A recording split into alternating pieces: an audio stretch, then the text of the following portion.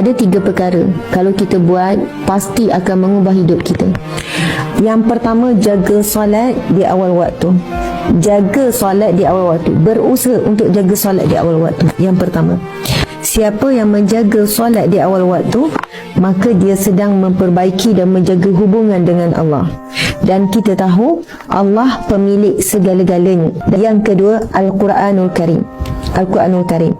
Sekiranya mampu membaca Al-Quran setiap kali lepas solat, kita akan merasakan seumpama dunia dan isinya milik kita. Apa maksudnya? Kita bukan memilikinya, tetapi kita tidak ada rasa hairan lagi dengan dunia. Sama ada dunia yang datang pada kita pun kita sambut dengan biasa-biasa. Dunia yang pergi daripada kita pun kita sambut biasa-biasa. Masya Allah, inilah pemilik dunia. Yang ketiga ialah salawat. Masya Allah.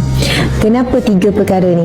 Memang banyak lagi amalan lain. Saya cuma nak menyatakan 3 perkara ini. Jika kita buat, Masya Allah, insya Allah kehidupan kita dunia, kehidupan kita saat nak mati di barzah, semuanya dalam keadaan yang baik.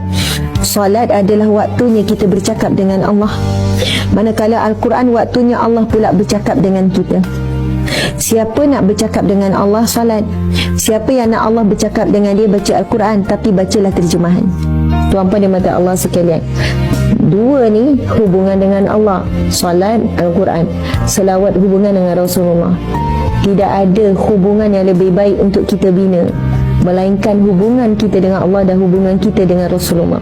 Kalau kita boleh jaga 2 hubungan ni, Allah dan Rasulullah, Allahu Akbar, apa sangat hubungan dengan manusia, apa sangat hubungan dengan binatang, dengan makhluk, dengan urusan-urusan kita.